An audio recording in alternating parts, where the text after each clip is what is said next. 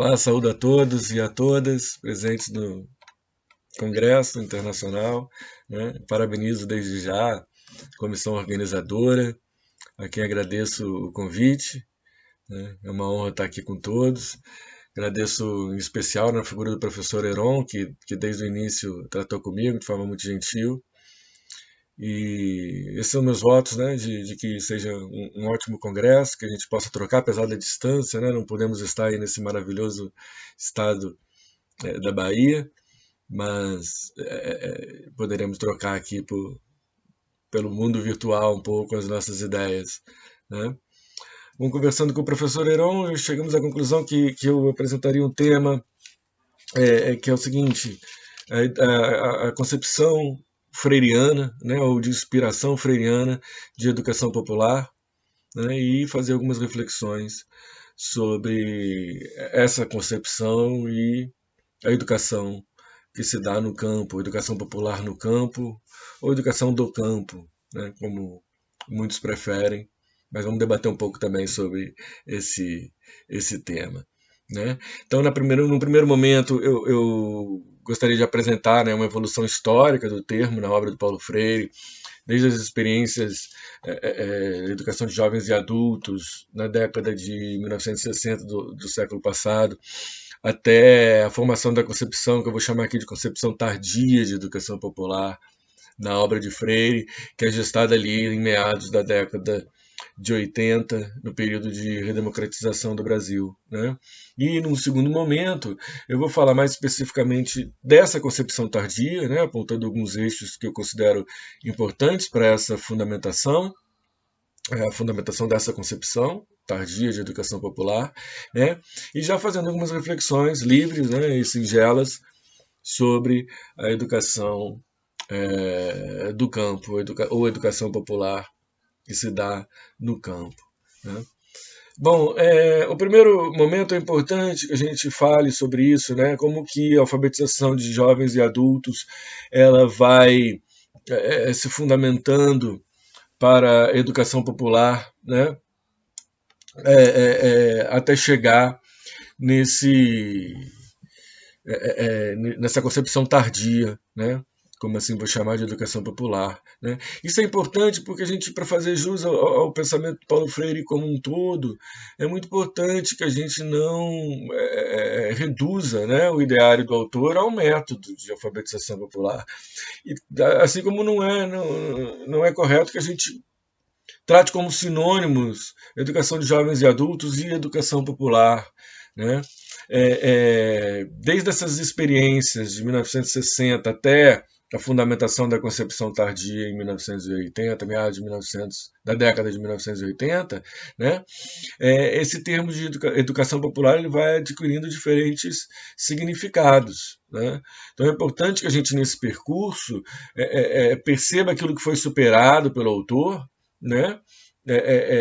Estudando as conjunturas da época e também os aspectos teóricos que orientam, né, isso, para a gente ter no final, né, poder dizer no final, olha, isso aqui é uma concepção, a gente pode dizer uma concepção freiriana, fazendo jus ao ideário do Paulo Freire na sua totalidade. Né? Uma das coisas muito importantes da gente fazer isso, evidentemente, né, além de conhecer as conjunturas, né, e entender, isso por si só já seria uma fundamentação, né, mas é importante que a gente perceba como que um idealismo inicial presente nessas experiências é superado pelo Paulo Freire. Né? Isso é muito importante porque ainda hoje em dia a gente vê esse idealismo muito presente, né? Sobretudo muitas pessoas, professores, educadores que reivindicam o pensamento de Paulo Freire. Né? Evidentemente que isso se dá de um ponto de vista teórico, né? Mas também se dá de um ponto de vista conjuntural. Né? Bom, do ponto de vista da maturação teórica, né, a gente sabe, no início o Paulo Freire está muito apoiado no personalismo cristão, nos existencialistas cristãos, né, como o Gabriel Marcel, o Karl Jaspers. Né?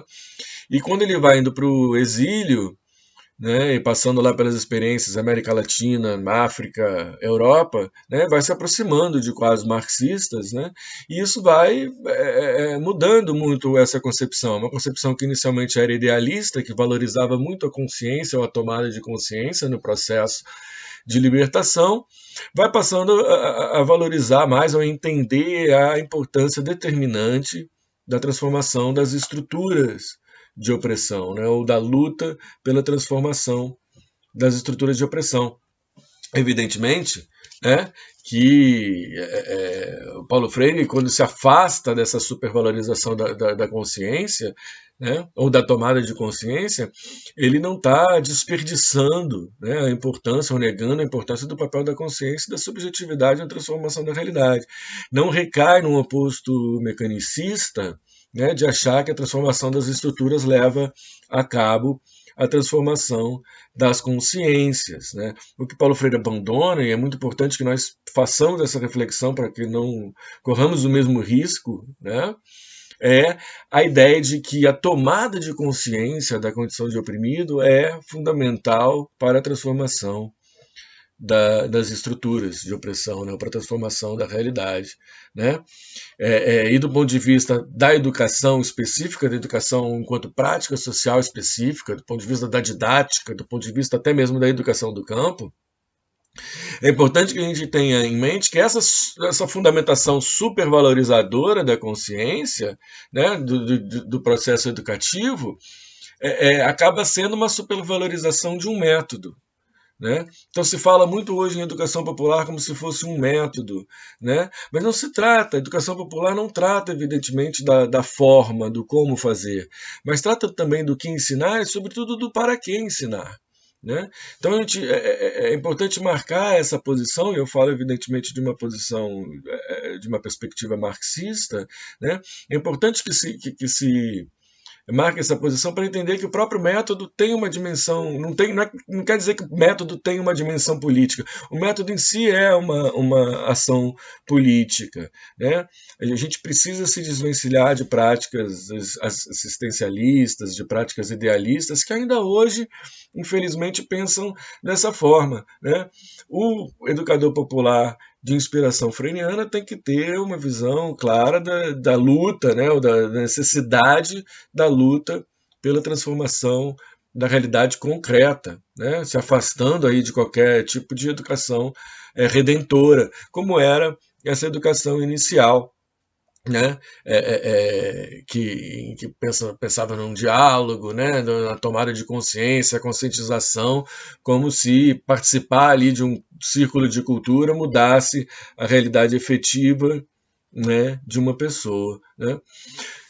Então, Freire sai desse contexto, né, muito idealista, de supervalorização da consciência, né, na década de 60, e atravessa todo esse exílio, né, se aproximando de quadros do marxista, e quando ele, o marxismo, e quando ele volta, né, na década de 80 ao Brasil,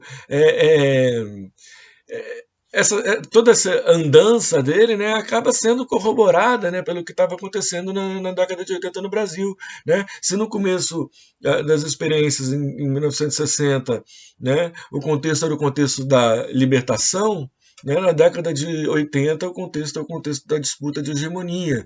Se inicialmente se via o Estado, né, na década de 60, digo eu, se via o Estado como um inimigo, né, como algo antagônico à sociedade civil. Quando ele volta na década de 80, a sociedade civil não se vê mais de forma antagônica ao Estado, mas ela se vê numa concepção de Estado ampliado, em que a sociedade civil pode se transformar em sociedade política. Né? E essa sociedade civil não está mais agindo, vendo o Estado como antagônico, né? Mas está se vendo participar da construção desse novo projeto republicano. Né?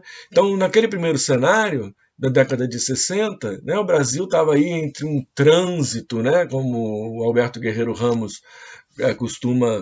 costumava colocar, né, trânsito entre um país arcaico e um país rural, moderno, industrializado.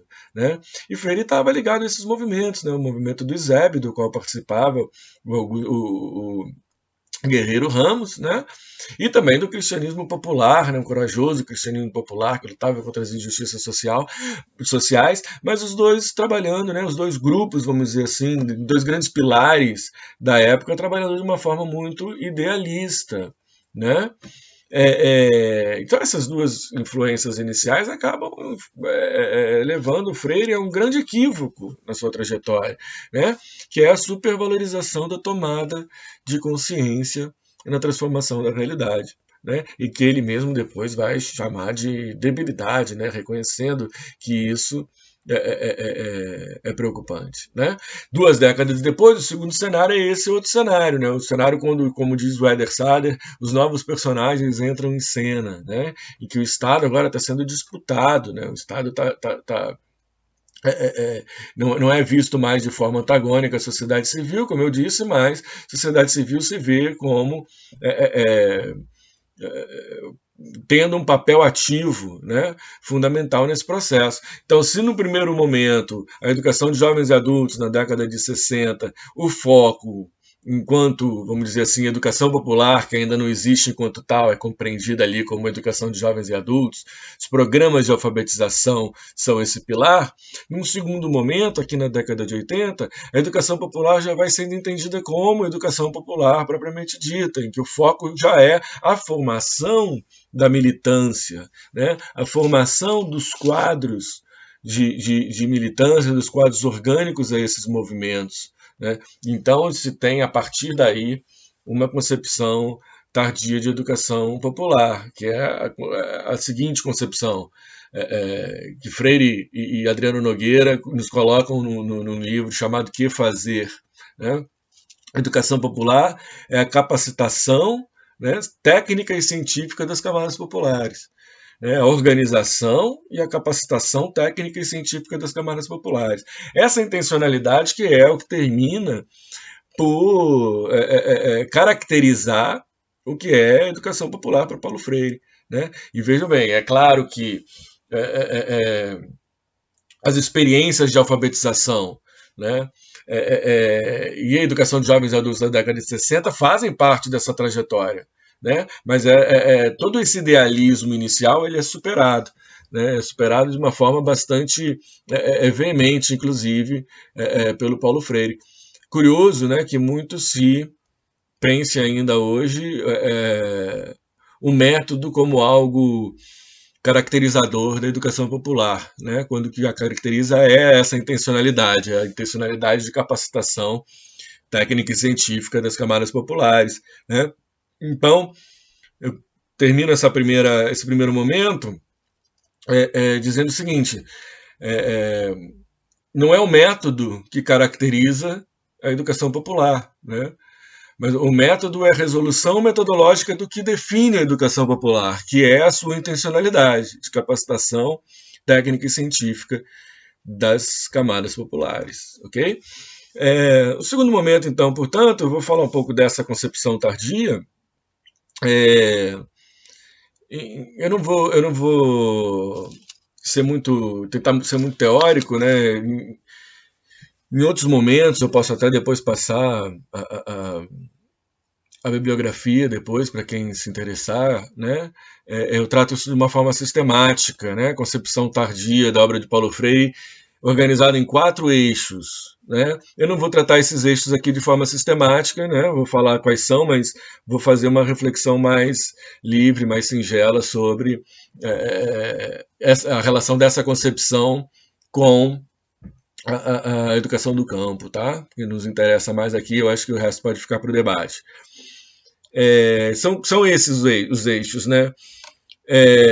A educação popular é capacitação técnica e científica, né? Eu falei isso já para vocês, a educação popular, essa é a primeira definição, é assim Paulo Freire e Adriano Nogueira colocam, né? Definição primeira da educação popular é a organização e a capacitação técnica e científica das camadas populares. Né?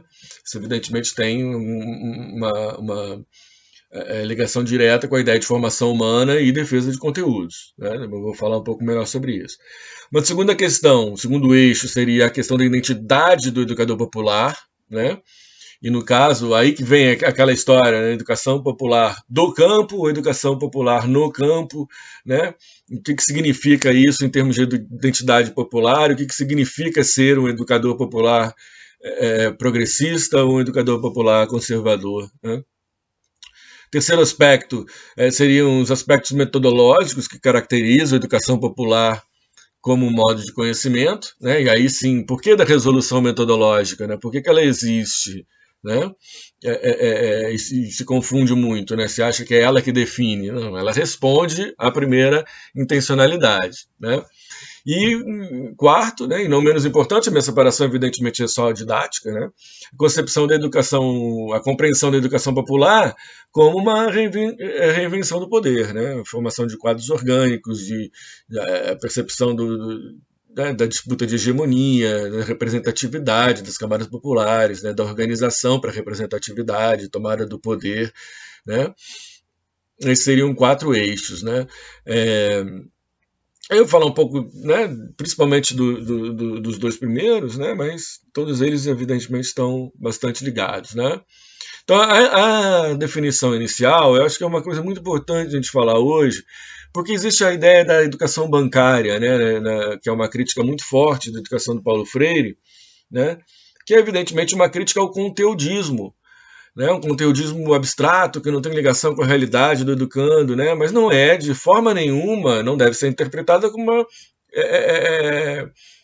crítica ao conteúdo, aos conteúdos, né, uma crítica ao conteudismo, né, mas a gente precisa ter em mente, né, a nossa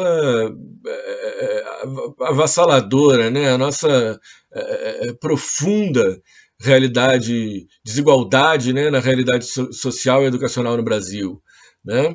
E então levar isso como um mantra, né? Olha, educação popular, quando a gente fala em formação humana, quando a gente fala que a educação popular é a capacitação técnica e científica das camadas populares, a gente tem uma função muito específica, né? Que é fazer com que as camadas populares, nós educadores populares, temos a tarefa de fazer com que as camadas populares tenham contato com o patrimônio cultural da humanidade, né?